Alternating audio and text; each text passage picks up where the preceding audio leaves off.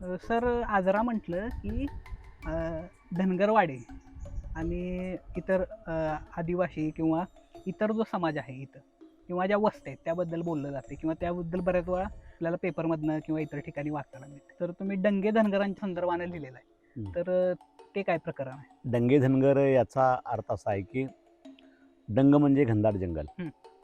आणि डंगात राहणारे हं. म्हणजे घनदाट जंगलात राहणारे ते डंगे धनगर. बरं.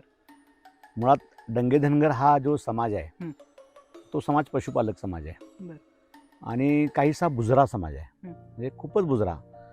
नागर समूहापासून स्वतःला तोडून घेऊन हं. आपल्याच निसर्गामध्ये आपल्याच मस्तीमध्ये आपल्याच ह्याच्या पद्धतीने जगणारा तो समाज आहे.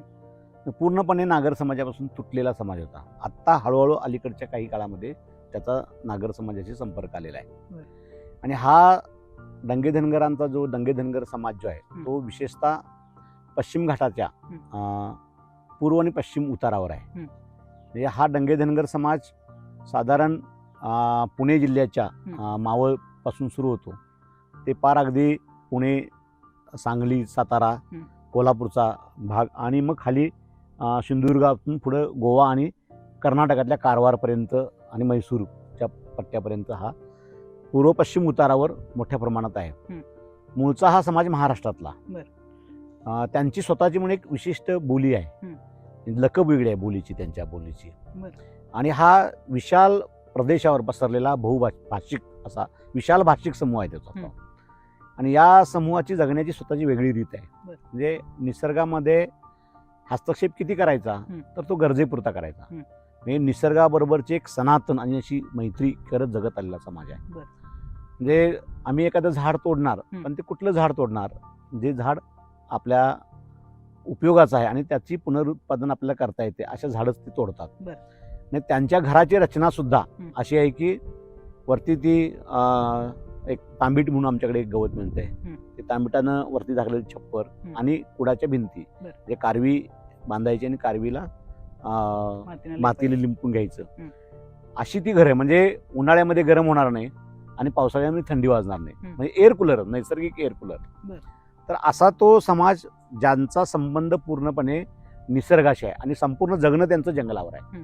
जंगल हाच त्यांच्या जगण्याचा मूलाधार आहे. पण झालं असं की या लोकांनी जंगल राखली पिढ्यानपिढ्या त्यांच्या बापजाद्याने आणि जंगल जसं विरळ होत गेलं तसं ते लोक मोठ्या संख्येने खाली स्थलांतरित होत गेले. पशुपालक आहेत, स्थलांतरित समूह. त्यामुळे ते खाली पार कारवारपर्यंत, मुनगोंड आणि यल्लापूर म्हणून 2 तालुके आहेत कारवारमध्ये. तिथं तर 70% धनगर समाज आहे, डंगे धनगर समाज आहे. आणि तो मूळचा इथला आहे. पण तो आज ही जी भाषा आहे ना ती भाषा तुम्ही कारवारमध्ये गेला तरी त्या डंगे धनगराची भाषा तीच आहे आणि पार अगदी मावळमध्ये गेला तरी त्या डंगे धनगराची भाषा तीच आहे. म्हणजे विशाल भाषिक प्रदेश आहे. पण याच्याबद्दल फारसा काही अभ्यास झाला असं नाही. खरं तर हे आदिवासी नाहीत पण आदिवासींच्या जवळ जाणारे समूह. ह्यांचं सगळं रहन सहन, यांची संस्कृती, कल्चर याचा जर विचार केला तर आदिवासींना जवळ जाणारा सगळा समाज आहे. म्हणजे यांच्याकडे हे मूर्तीपूजक नाहीत. कुठल्याही मूर्ती देवपूजेला जात नाही. हे निसर्गाचे पूजक आहेत, निसर्ग पूजक आहेत. जसं आदिवासी हे निसर्ग पूजक आहे तसं हे डंगे धनगर पण निसर्ग पूजक आहेत. त्यांचा एकच मोठा सण असतो तो म्हणजे दसरा. दसऱ्याला हे सीमोल्लंघन करतात आणि गजनृत्य करतात मोठ्या प्रमाणात. त्याला मांड बांधणी म्हणतात. मांड असा सजवायचा आणि मग त्या मांडावर निसर्गामध्येच मिळणारे जी जंगलात मिळणारे जी फळं आहेत, फुलं आहेत त्यातून ते सजवायचं आणि मग दह्या दुधानं एकत्र करून त्याचा काला करायचा आणि तो काला करून दसऱ्याच्या दिवशी सगळ्यांनी एकत्र ते भोजन करायचं आणि गजनृत्य करायचं रात्रभर. साधारण हा सगळा समाज जंगलावर अवलंबित्व असलेला समाज आहे. पण अलीकडे कसं झालं की जंगलाचे कायदे अधिक घट्ट होत गेले आणि कडक बनत गेले. म्हणजे मग आज जंगल अदानीला दिली जातात, जंगल अंबानीला दिली जातात, मोठ्या मोठ्या कॉन्ट्रॅक्टदारांना, ठेकेदारांना जंगल दिली जातात. पण ज्यांनी जंगल राखली पिढ्यानपिढ्या त्यांना मात्र जंगलातून हकलण्याची एक मगडी पद्धत सुरू झालेली आहे. आम्ही या संदर्भात दादासाहेब गायकवाड भूमी हक्क संघर्ष समितीनं एक मोठा मोर्चा 10 ऑक्टोबर 2002 साली काढला होता मुंबईला.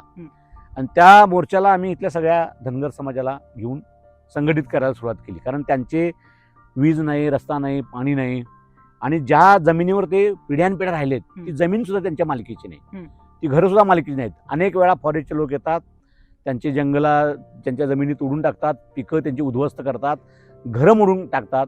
आणि मग या सगळ्या जाताला कंटाळले लोक होते. मग याच्या संदर्भात दादासाहेब गायकवाड भूमी हक्क संघर्ष समितीनं 10 ऑक्टोबर 2002ला एक मोठा मोर्चा मुंबईला काढला होता. आम्ही मुंबईला या सगळ्या समूहाला घेऊन गेलो. दंगे धनगरांना. खरं तर हा समाज कसं की हे लोक आजऱ्याच्या पलीकडे कधी गेलेच नाहीत. जास्तीत आजऱ्याचा बाजार. आणि पहिल्यांदा जेव्हा आम्ही मुंबईला या शिवाजी टर्मिनसला उतरल्यानंतर शिवाजी टर्मिनसची जी गर्दी बघितली त्यावेळी एक धनगर मला म्हणाला, काकानो आज काय मुंबईची यात्रा आहे काय? म्हणजे इतकी सारी माणसं, गर्दी ही यात्रेलाच असते, याच्या पलीकडे यात्रेच्या पलीकडे त्यांनी जग बघितलं नव्हतं. म्हणजे असा हा समाज आहे. आणि मग या समाजानं संघटित करून एक वेगळ्या पद्धतीची लढाई आम्ही इथं सुरू केली. दरम्यानच्या काळात 2006 साली वन हक्काचा कायदा झाला. म्हणजे अनुसूचित जमाती व इतर पारंपरिक वननिवासी वन हक्काचा कायदा. आणि तो कायदा बनल्यानंतर त्या कायद्याची जी मसुदा समिती होती त्या मसुदा समितीवर माधव गाडगीळ होते. आणि योगायोगानं असं झालं होतं की माधव गाडगीळ कर्नाटकात काही वर्ष राहिलेले होते. त्यामुळे त्यांचा धनगर वस्त्यांच्यावर संपर्क होता. त्यामुळे त्या कायद्याच्या ह्याच्यामध्ये अनुसूचित जमाती व इतर वननिवासी असा उल्लेख आला गेला. तो माधव गाडगीळ यांच्या म्हणाला. आणि त्याचा फायदा मग आपल्या इथल्या सगळ्या दंगे धनगरांना झाला. आम्ही इथल्या लोकांना संघटित केलं आणि 2006च्या कायद्याप्रमाणे त्यांना आता वनजमिनीचे पट्टे मिळालेले आहेत. महाराष्ट्रातला पहिला बिगर आदिवासींना मिळालेला जमिनीचा पट्टा आपल्या चळवळीने मिळवलेला आहे. हे एक ऐतिहासिक लढाई आम्ही इथली लढवलेली आहे.